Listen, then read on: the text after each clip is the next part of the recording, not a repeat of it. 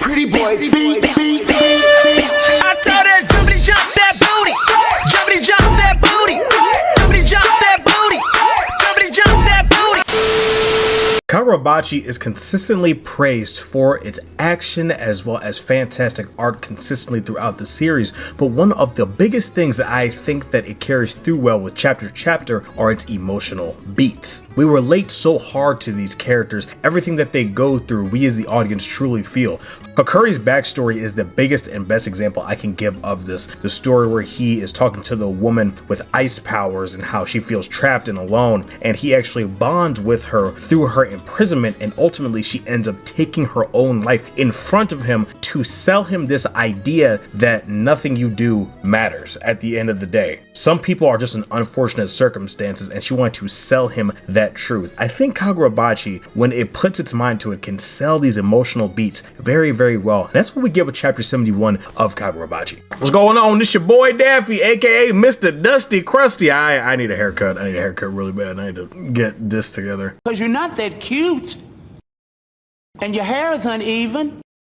You look dusty. And yes, we're here with chapter 71 of Kagurabachi, and I gotta say, even though this is a primarily dialogue heavy chapter, I still enjoyed it nonetheless. I do feel that was a proper break from the action that we needed. I like how Kagurabachi, a lot of people talk about its pace being a little too fast. I like when it takes its time, when it slows it down a bit. And we actually get a lot of one-on-one time with Iori's backstory, as well as Samura, which I desperately feel was needed. I hope we get some more stuff with Uraha as well, because I definitely do think that the one slip up that the story has had so far is Uraha's death. Not what it means for Chihiro, because I think ultimately when Chihiro and Samura had their reunion, Chihiro's emotional reaction, that was the best part of that chapter. But Uraha's death itself didn't really hit for me because we just didn't know a whole lot. We didn't know the ins and outs of their relationship. So now we actually get this with Samura and Iori, his daughter. And all throughout this chapter, the Samura's family is just drenched in tragedy. And there are some bright spots here and there, but we understand that Samura actually failed the deadbeat allegations. Somewhere deep down in my heart, I still love you.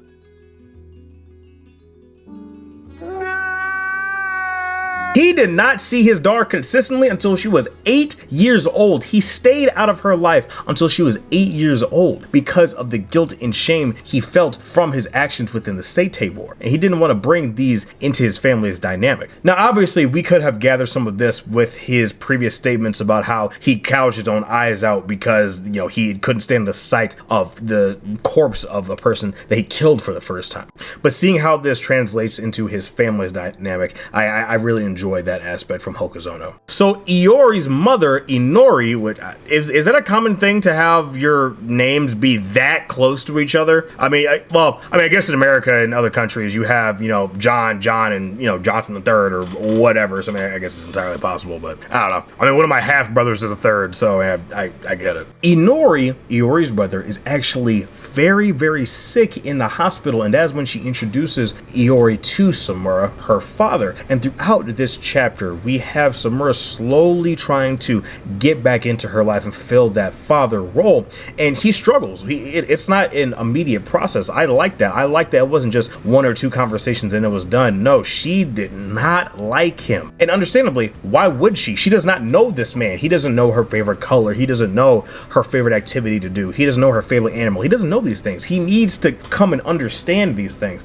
and when he slowly starts bringing her places, that's when we start to see that relationship form, when he brings her to the dojo, and these people are like, oh, I didn't know you had a daughter, Mrs. Samura, and obviously she's older. So of course it's going to be a shock to these people. And she has a very natural reaction when these people in the dojo say, hey, your father is an amazing guy. He's a hero. She says, no, he's a loser. He abandoned mom. That's a very natural thing for a child to say. And we can see that this actually does truly bother Samura. So throughout this chapter, I don't think that the message is that Samura is a bad guy or necessarily a bad father. I think that he is just too emotional. But I think the message that we're supposed to get from this is that Samura's guilt, his religious guilt has such a bind over him that even restricts him when it comes to his family. Samura was willing to abandon his wife and daughter, both of whom he loved very, very much, because he feels that he is unworthy to even be in their house and to bring that emotional baggage into their lives. I like that. I do. It'd be different if this was like an Endeavor situation where he was outwardly abusive, right?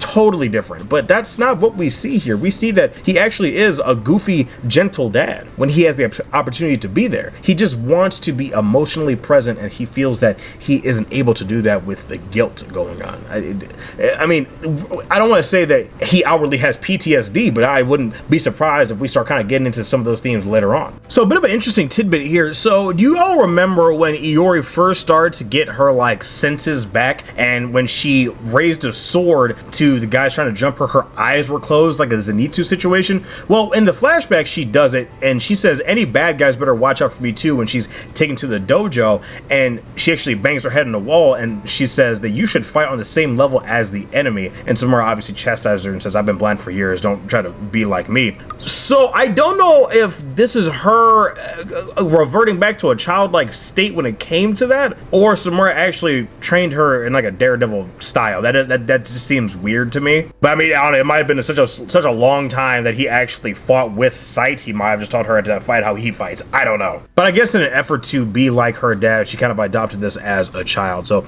it makes sense. And actually, funny enough, on page 8, when she's funny enough, actually, we get this again on page 8, where when she's actually cutting an onion for the little cooking competition that they have, she's holding the blade reversed with her eyes closed, like the white purity style. So I think that's actually pretty little funny Easter egg that Hokazono actually threw in there. I like that a lot. So all throughout, even though she, you know, says that her dad's a loser and all this, again, when we talk about the relationship growing, this is the type of things that we see. This cute little cooking scene where they're cooking next to each other, and you know, Samura actually admits defeat and that her stuff was better. And then we come to the middle of the chapter where Iori and Samura are actually in the hospital, and Samura is talking about how actually they ended up working together on their little cooking competition to make a meal for her mother in the hospital. And Iori says, I'm gonna get better at cooking when we get out of the hospital, just you wait. And Iori's mother says, I'll just have to hurry up and get well, won't I? And then actually on the next page, we have a very painful page turn where we see that Iori's mother actually had succumbed to the illness that was plaguing her. And before Iori passes away from her illness, she's having a conversation with Samura in the hospital, and she asks him, what does he think of his daughter? And he responds that she's adorable. And his wife asks, even though you're blind, you think she's adorable? And he says, I don't have to see. She laughs like you.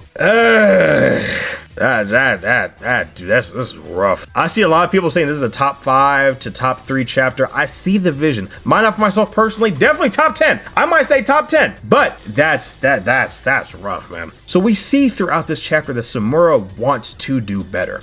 And we see that through the death of his wife, he and his daughter actually got closer. And he says, hey, Iori, how about we call a truce? And he actually consoles her while she's grieving outside. So the relationship seemingly would have only gone up from there. It would have only been strengthened even more. But, whoo, buddy, when dude, oh my god.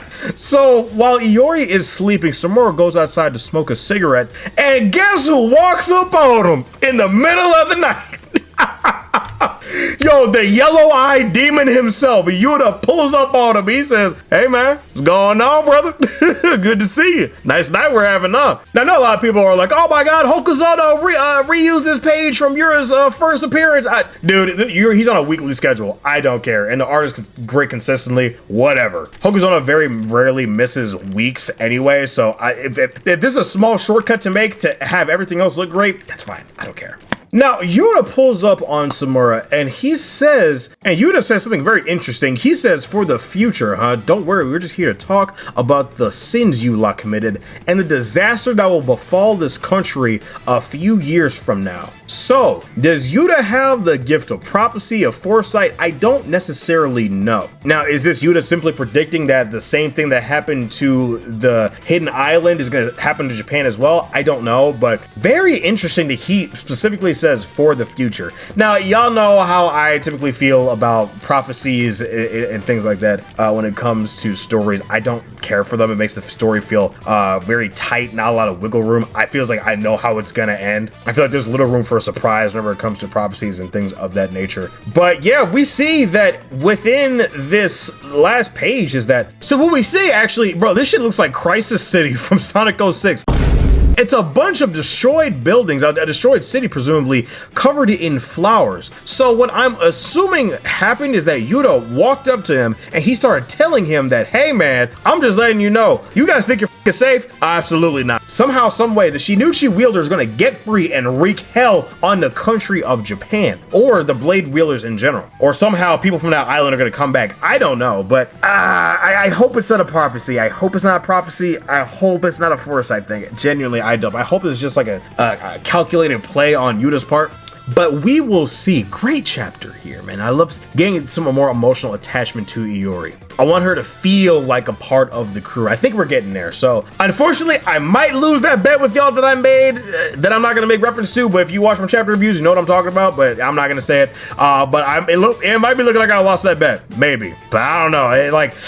If somehow, some way that Yuri dies at the end of this or dies soon, that is not gonna be fucking good. I don't know if this flashback was for mostly Iori's emotional attachment to the story or Samura's. It's both, but whoever it leans to, if either one of them dies, it's gonna be bad for the other one. So I don't know. We will see. Let me know what you guys think about this chapter of Kagurabachi. Did you enjoy it? Did you hate it? I'm very curious to see what Yuta has in stock. I want to know more information about him. He has a very, very cold character design. I love how emotionless and flat his face is. I want to know what the larger play is at work, because he says he wants to be able to will the Shinichi, but I feel like there's something more than just raw power. I feel like I don't know. We'll see. Oh, one thing I did not mention, actually, I'm a fraud. One thing I did not mention is the fact that Inori says that her sister is still within the Kamunabi. Now, the only other member that's female that I can remember from the Kamunabi is the one lady in the very high council with like the braids in her hair, kind of has like Chihiro's face shape. That's the only other person I could think. Now, some people thought that was his mom or something, but I mean, we don't know how old she is, but I highly doubt it. Now, that could be her sister. We don't know. I feel like that's a very important thing to say. I feel like that shouldn't just be something that's wasted. So I don't know. We will see. Let me know down in the comments below who you guys think that Inori's sister is. I mean,